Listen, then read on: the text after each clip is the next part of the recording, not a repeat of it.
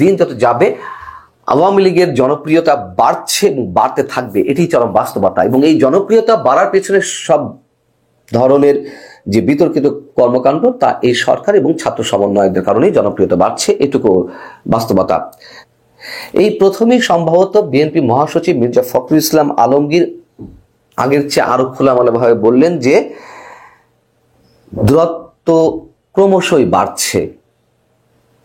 তিনি গণমাধ্যমকে বলছেন যে আমরা শুরু থেকে সরকারকে পুরো সমর্থন দিয়ে আসছি, কিন্তু রাজনৈতিক দলগুলোর সঙ্গে সরকারের দূরত্ব ক্রমশ বাড়ছে।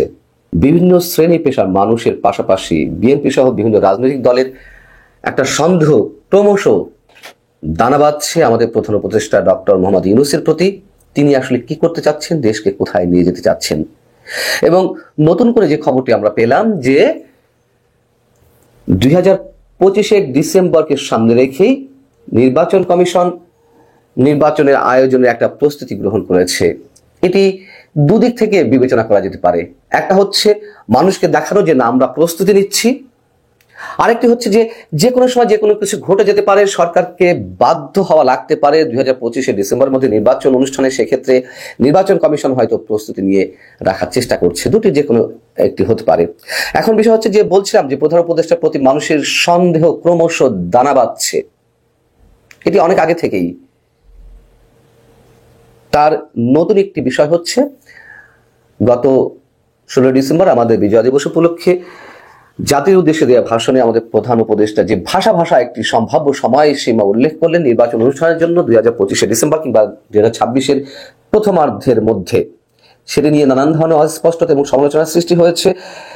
কিন্তু এটি যে তিনি করলেন, আমরা কি একটু খেয়াল করে দেখেছি যে কোনো ধরনের রাজনৈতিক দলের সঙ্গে আলাপ আলোচনা ছাড়াই তিনি এই সম্ভাব্য সময়সীমাটির কথা উল্লেখ করলেন, যেখানে এতদিন পরে সে প্রায় 4.5 মাস পর এসে রোডম্যাপ তো দূরের কথা, একটা সম্ভাব্য সময়সীমার কথা উল্লেখ করলেন, তাও কোনো রাজনৈতিক দলের সঙ্গে কোনো ধরনের পরামর্শ ছাড়াই।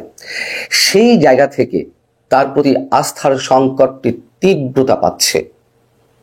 রাজনৈতিক দলগুলোর সঙ্গে শুরু থেকে যে দূরত্ব তৈরি করে রাখার একটি বিষয়, সেটি আরো বাড়ছে। এই প্রথমেই সম্ভবত বিএনপি মহাসচিব মির্জা ফখরুল ইসলাম আলমগীর আগের চেয়ে আরো খোলামেলাভাবে বললেন যে দূরত্ব ক্রমশই বাড়ছে।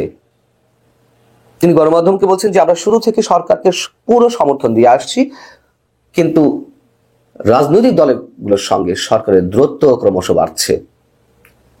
তিনি বলছেন যে প্রধান উপদেষ্টার সঙ্গে এই পর্যন্ত 3 বার বৈঠক হয়েছে, তাকে বারবার অনুরোধ করা হয়েছে যে রাজনৈতিক দলগুলোর সঙ্গে সম্পৃক্ততা বাড়ানোর, রাজনৈতিক দলগুলোর সঙ্গে যেন যোগাযোগ সবসময় রক্ষা করা হয়, কিন্তু তিনি তা করেননি।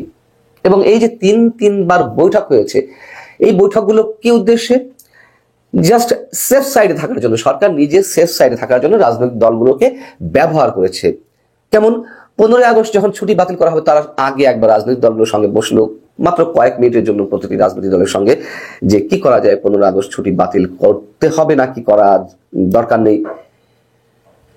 আবার যখন ভারতের বিরুদ্ধে একটা শক্ত প্রতিক্রিয়া বা শক্ত অবস্থান নেওয়ার প্রয়োজন হলো, তখন রাজনৈতিক দলগুলোকে আহ্বান জানিয়েছে জাতীয় ঐক্য গঠনের জন্য, যদিও সেই ঐক্যের নামে কি হয়েছে আমরা তা ভালো করে জানি। তো সরকার এই 3 বারই মোটামুটি তার নিজের প্রয়োজনে রাজনৈতিক দলগুলোকে ব্যবহার করেছে দেশের স্বার্থে। কিভাবে আগামী দিনগুলো সামনে এগিয়ে যাওয়া যায়, কিভাবে নির্বাচনী পথনকশা সহ আইন শৃঙ্খলা পরিস্থিতি থেকে শুরু করে যাবতীয় বিষয়ে, গুরুত্বপূর্ণ বিষয়গুলোতে অন্তত রাজনৈতিক দলগুলোর সঙ্গে কোনো ধরনের যোগাযোগ করার চেষ্টা করা হয়নি, এবং এটা স্পষ্ট। এখন 2026 সালের মধ্যে যে নির্বাচনের কথা বলেছেন, তিনি প্রথমার্ধের কথা বলেছেন। আমি ধরে নিই যে মার্চের মধ্যে, কিন্তু না, পরবর্তীতে সেটি প্রধান উপদেষ্টা প্রেস সেক্রেটারি তিনি বললেন জুনের মধ্যে। এটা একটা বগাস কথাবার্তা। জুনের মধ্যে বাংলাদেশের ইতিহাসে কখনো নির্বাচন কি হয়েছে? বর্ষার সিজন, তখন ইচ্ছা করলেও সম্ভব না প্রতিকূল পরিবেশের কারণে। তো সেই ব্যাখ্যাটি আমাদের সামনে দেওয়ার চেষ্টা করলো। এখন বিএনপি সহ বিভিন্ন রাজনৈতিক দলগুলোর মধ্যে যে দূরত্ব সৃষ্টি হয়েছে, নির্বাচনে যে দাবি উঠেছে ক্রমান্বয়ে তীব্রতা আকার ধারণ করছে। জামাতে ইসলামী প্রথম দিকে বলছিল যে তারা যৌক্তিক সমাধান দিতে চায়, এখন এসে তারা বলছে 2025 মধ্যে তারা নির্বাচন চায়। 2025 মধ্যে জামাতে ইসলামী যে নির্বাচন চায়, আমি এর পেছনে তেমন যৌক্তিকতা দেখি না। অন্তত জামাতের ক্ষেত্রে জামাত হয় এটি নাটক করছে, মানুষকে বোঝাচ্ছে হ্যাঁ আমরাও দ্রুত নির্বাচন চাই, যেহেতু বিএনপি সহ অন্যান্য রাজনৈতিক দল 2025-এর মধ্যে নির্বাচন চাইছে, সেহেতু তারা যাতে আক্রমণের শিকার না হয়, নিজেরা আপাতত লম্বা সময় দেওয়ার কথা বলে সেই জায়গা থেকে কৌশল হিসেবে তারা 2025-এর মধ্যে নির্বাচন চাইছে, অন্তত প্রকাশ্যে বলছে। কিন্তু আমি মনে করি না জামাতে ইসলামী এটি মনে প্রাণে চাইছে।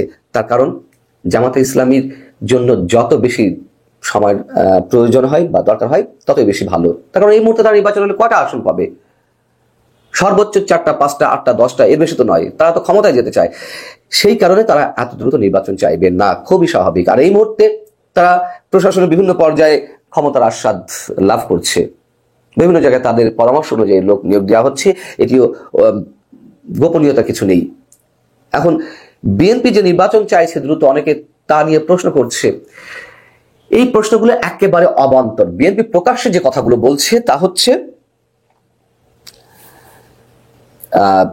নিত্যপণ্যের যে মূল্যর ঊর্ধ্বগতি, সাধারণ মানুষের জীবনে নাভিশ্বাস ওঠা কিংবা আইন শৃঙ্খলা পরিস্থিতি নিয়ন্ত্রণে না আনতে পারা এবং দিন যত যাবে ষড়যন্ত্রের প্লটগুলো নির্মাণ হতে থাকবে, সেই জায়গা থেকে বিএনপি দ্রুত নির্বাচন চাইছে। তবে আমি ভেতরের যেই বিষয়গুলো অনুধাবন করছি, বা আপনারা অনেকেই বুঝতে পারছেন যে দিন যত যাবে আওয়ামী লীগের জনপ্রিয়তা বাড়ছে এবং বাড়তে থাকবে, এটি চরম বাস্তবতা। এবং এই জনপ্রিয়তা বাড়ার পেছনে সব ধরনের যে বিতর্কিত কর্মকাণ্ড, তা এই সরকার এবং ছাত্র সমন্বয়কদের কারণেই জনপ্রিয়তা বাড়ছে, এটুকু বাস্তবতা। বিএনপি সেই জায়গাটিকে একেবারে হালকাভাবে নিচ্ছে না, তারা চ্যালেঞ্জ আকারে নিচ্ছে। পাশাপাশি সবচেয়ে বড় যে বিষয়টি এখন সবার জন্য মাথা ব্যথার কারণ হয়ে দাঁড়িয়েছে, ছাত্ররা একটি নতুন রাজনৈতিক দল গঠন করছে। এখন তাতে তো কারো কোনো আপত্তি নেই, এটি আমরা সবাই বলছি, খুব স্পষ্টভাবে বলছি। কিন্তু তারা যেভাবে এগোচ্ছে, সরকারের ভিতর থেকে স্পষ্টভাবে পৃষ্ঠপোষকতা করা হচ্ছে। সরকারের উপদেষ্টা একেবারে স্ট্রেট বলছে যে ছাত্ররা একটি নতুন রাজনৈতিক দল গঠন করতে চাইছে, সেটি অনেকের চক্ষুশূল হয়ে দাঁড়িয়েছে, তারা মানতে চাইছে না। সরকারের উপদেষ্টা, একাধিক উপদেষ্টা প্রকাশ্যে বলছেন, আর একজন মাস্টার মাইন্ড রয়েছেন, এগুলো পুরনো কথা। সেই জায়গা থেকে বিশেষ সুবিধা দিয়ে তারা কি আসলে ক্ষমতা আনতে পারবে নতুন রাজনৈতিক দলটিকে? এত সহজ না। হ্যাঁ, সহজ একটা দিক থেকে আছে, যদি ইঞ্জিনিয়ারিং করা হয়। যেহেতু রাজনৈতিক যে নতুন দলটি গঠন হতে যাচ্ছে এবং সরকারের একটা অন্য ধরনের উদ্দেশ্য রয়েছে বলে অনেকে মনে করছেন, আমার ব্যক্তিগতভাবে ধারণা সেটি, সেই জায়গা থেকে যদি প্রশাসনের সর্বস্তরে সব ধরনের মেকানিজম মেনটেন করা হয়, আবারও আমরা সে পুরনো কায়দায় তুমুল বিতর্কের একটি নির্বাচন দেখতে চাই। সংস্কারের নামে যা হচ্ছে, আমার কাছে এখনো মনে হয় এগুলো নির্বাচন প্রলম্বিত করার জন্য একটা পায়তারা চলছে, খুব স্বাভাবিক। এখনো পর্যন্ত আমাদের কাছে সেগুলো মনে হয়। যারা বলছেন সংস্কার প্রয়োজন, অবশ্যই আমিও সেটি স্বীকার করি, একটা মৌলিক সমস্যা কিংবা একটা মিনিমাম লেভেলের সংস্কার। কিন্তু সবকিছুই আমাদের কাছে মনে হচ্ছে যে এক ধরনের ধূম্রজাল সৃষ্টির সব ধরনের উদ্যোগের সঙ্গে এই সংস্কার প্রক্রিয়া চলছে, এতে কাজের কাজ কিছু হবে না। অর্থাৎ বিএনপির সন্দেহের জায়গাটি অবশ্যই সঠিক, এবং তারা যে দ্রুত নির্বাচনের দাবি তুলছে, এতে আমাদের মনে হয় না যে তারা খুব খারাপ কোনো দাবি করছে। আল্লাহ হাফিজ, ভালো থাকুন সবাই।